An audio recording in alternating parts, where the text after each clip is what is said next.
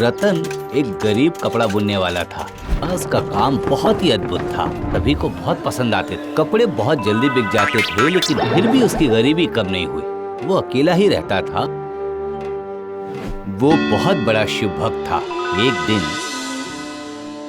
महादेव, महादेव, मैं तो आपकी इतनी प्रार्थना करता हूँ, कितनी पूजा करता हूँ, लेकिन आप तो मेरी प्रार्थना स्वीकार ही नहीं करते हैं। मैं अब और कितनी तकलीफ सहूँ महादेव? अब और कितने दिनों तक मेरी जिंदगी ऐसे गरीबी में गुजरेगी? अब आप ही कुछ करिए महादेव, आप ही कुछ कीजिए, दया कीजिए, कृपया अपना चमत्कार दिखाइए बाबा। दया करो बाबा, दया करो, मुझसे ये गरीबी और बर्दाश्त नहीं होती। अच्छा, ये सब क्या है? आप क्या देख नहीं रहे कि आपका भक्त कितनी तकलीफ में है? आप किसकी बात कर रही हैं? किसकी बात करूंगी? रतन की बात कर रही हूँ। रतन हर समय आपकी पूजा करता है। रतन आपका परम भक्त है। मैं जानता हूँ। अरे जानते हैं का क्या मतलब? आपके इस तरह के परम भक्त के प्रति आप इतने ज्यादा कठोर क्यों हैं? आप तो अपने भक्तों के प्रति इतने कठोर नहीं होते हैं कभी भी। आपको उस पर दया नहीं आती है। इस तरह के गुणी इंसान को देखकर मुझे भी दया आ रही है। दया तो आती है। तो फिर आप उसके लिए कुछ कीजिए ना प्रभु। क्या करूं? क्या करूं मतलब? उसकी किस्मत बदल दीजिए ना। उसके पास ज्यादा पैसे रहेंगे तो वो सुख और शांति से रह पाएगा प्रभु। और ऐसी बात नहीं है प्रभु कि उसके पास कोई गुण ही ना हो। सुनिए पार्वती, सब उसकी किस्मत की वजह से है। उसकी किस्मत मैं बदल नहीं सकता हूँ, मेरे हाथ में नहीं है। मुझे भरोसा नहीं है। आप देना नहीं चाहते हैं, इसीलिए इस तरह की बातें कर रहे हैं। ठीक है, आपको नहीं देना तो मत दीजिए। आपके किसी भक्त का ऐसा अपमान, ऐसी तकलीफ मैं नहीं सह पाऊंगी प्रभु। उसे मैं दूंगी। देखिए, अगर कर सको तो, लेकिन मैं फिर बोल रहा हूँ, किस्मत ऐसे बदली नहीं जा सकती। आप कुछ भी नहीं कर पाएंगी। मैं देखती हूँ क्या कर सकती हूँ। कोशिश करके देखिए। ठीक है।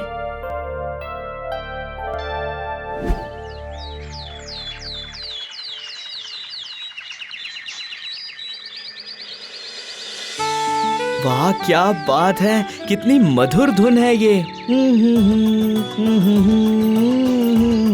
वाह, क्या गाना है ये। आंखें बंद करके गाने का मन हो रहा है।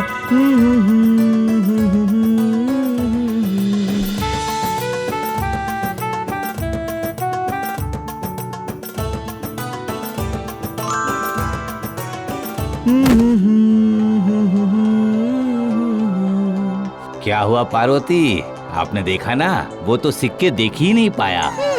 मैंने देखा, लेकिन सुनिए, मेरा काम है देना, और मैंने जब बोला है कि मैं दूंगी तो फिर मैं उसे देकर ही मानूंगी। ठीक है, कोशिश करके देखिए, अगर कर पाए तो।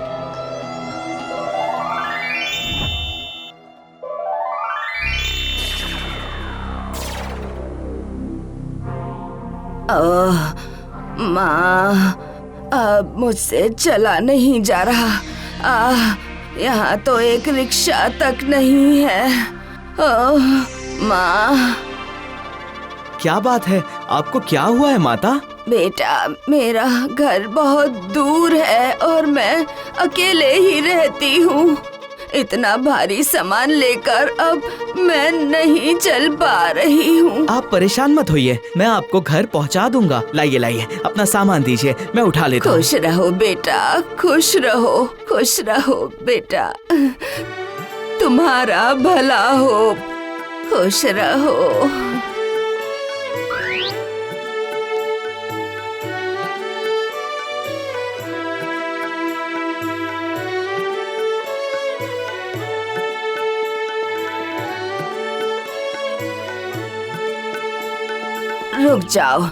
रुक जाओ बेटा, इसे यहीं पे रख दो, रखो। वैसे आपका घर कहाँ है? मेरा घर नहीं है, मैं इसी मंदिर में रहती हूँ। ये लो बेटा, ये तुम रख लो, रखो। माताजी, ये क्या है? अरे, ये सोने का सिक्का है। इसकी बहुत कीमत है, अच्छे से रखना, ठीक है? इसको बेचने पर तुम्हें बहुत सारे पैसे मिलेंगे। तुम्हें और तकलीफ नहीं उठानी पड़ेगी, समझे? हाँ, रखो इसे, रखो। समझ गया, मैं ध्यान रखूंगा, बिल्कुल रखूंगा।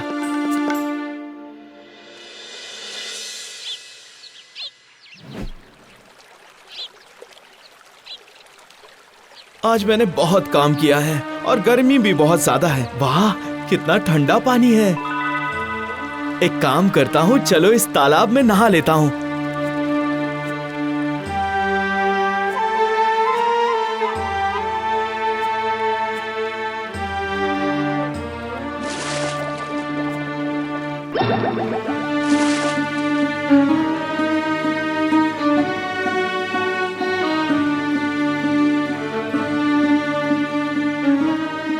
अरे कहाँ गया मेरा सिक्का? कहाँ गया? यहीं तो रखा था। लगता है जब मैं पानी में गया वो गिर गया। क्या करूँ? क्या फूटी किस्मत है मेरी। सिक्के को भी पानी में अभी गिरना था। मेरी किस्मत साथ नहीं देती। क्या करूँ? क्यों, देख लिया ना आपने? मैंने क्या बोला था आपको। मैं उसे पैसे देकर ही रहूंगी। ठीक है, दीजिए फिर, देखिए क्या होता है।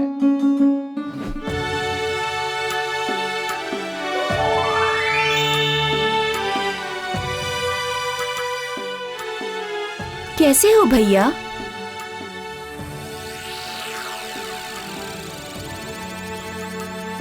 आप कौन हो बहन? मैंने आपको पहचाना नहीं। मैं साधना हूँ, लेकिन मैं आपको पहचानती हूँ। आप रतन ताती हैं? हाँ बहन, पर आपको कैसे पता? आप मुझे नहीं पहचानेंगे भाई। आपने मुझे एक बनारसी साड़ी बनाकर दी थी ना। ओह, लेकिन मुझे याद ही नहीं आ रहा है ये मैंने कब किया। लेकिन मैं आपको नहीं भूली हूँ भाई। मेरे पति बहुत अच्छे हैं। उन्होंने मुझसे कहा है कि उस साड़ी की कीमत आपको दूं। ये लीजिए पैसे।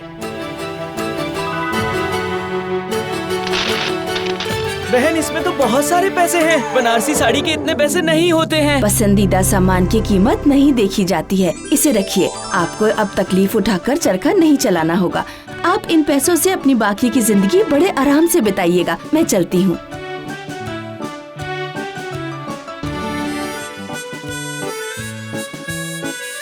क्या हुआ रतन भाई, इतने खुश क्यों हो? हाँ? क्या बताऊं भाई, जरा ये देखो कितने पैसे मिले हैं मुझे।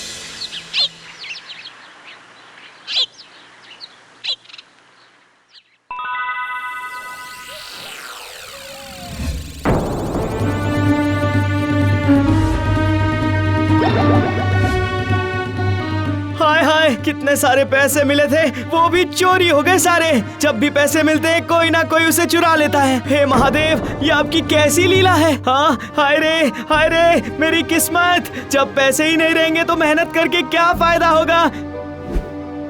क्या हुआ, निराश होकर बैठ गई हो? दुखी हो? हाँ प्रभु।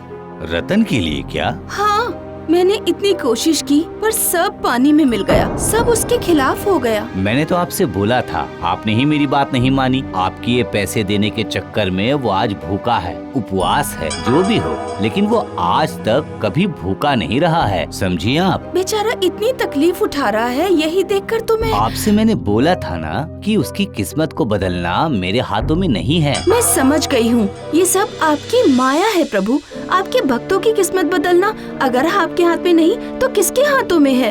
उनके खुद के हाथों में। मतलब? पैसों के लिए उसे स्वयं बहुत ज्यादा मेहनत करनी पड़ेगी, तभी तो मैं उसकी मदद कर पाऊंगा। पहले कर्म, उसके बाद फल।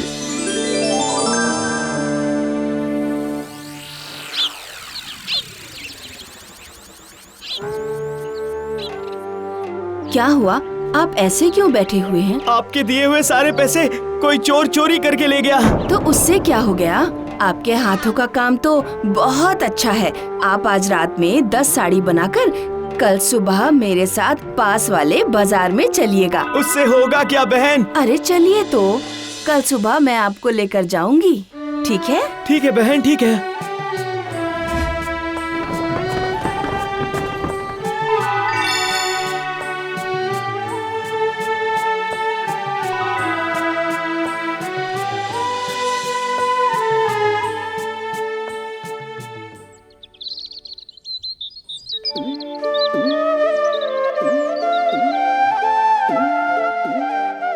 क्या हुआ, साड़ियाँ तैयार हो गई?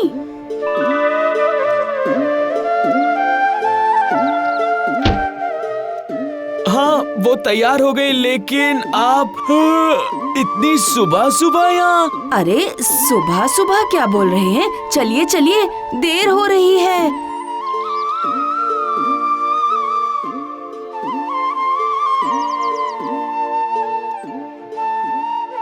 अगर इतनी देर करेंगे तो कैसे काम चलेगा? बाजार बंद हो जाएगा।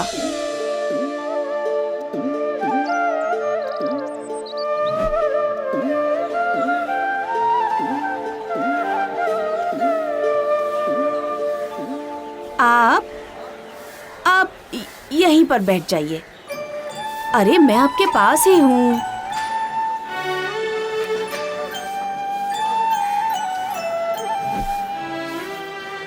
अरे वाह, इतनी सुंदर साड़ियाँ, इसकी कीमत क्या है? मैंने आज तक इतनी सुंदर साड़ी नहीं देखी है, मुझे दे दीजिए। वाह वाह वाह, कितना सुंदर रंग है, मुझे वो दे दो, लाओ लाओ दे दो।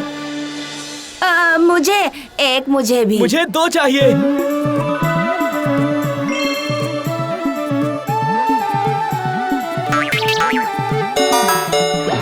अरे साड़ी खत्म हो गई क्या? वो रही, वो एक साड़ी बची है।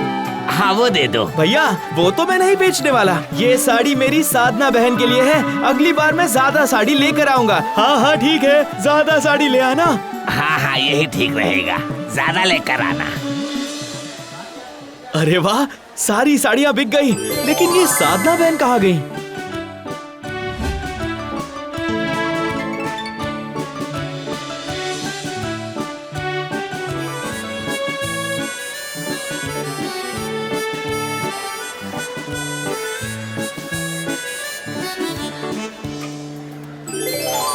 सब समझ गया माँ, सब समझ गया। कर्म से बड़ा भाग्य कभी नहीं होता। आज तो आपने मेरी आंखें खोली दी माँ, आपने मेरी आंखें खोल दी। जय हो माता की, जय हो माता की। माँ ये साड़ी मैं आपको अर्पित करता हूँ।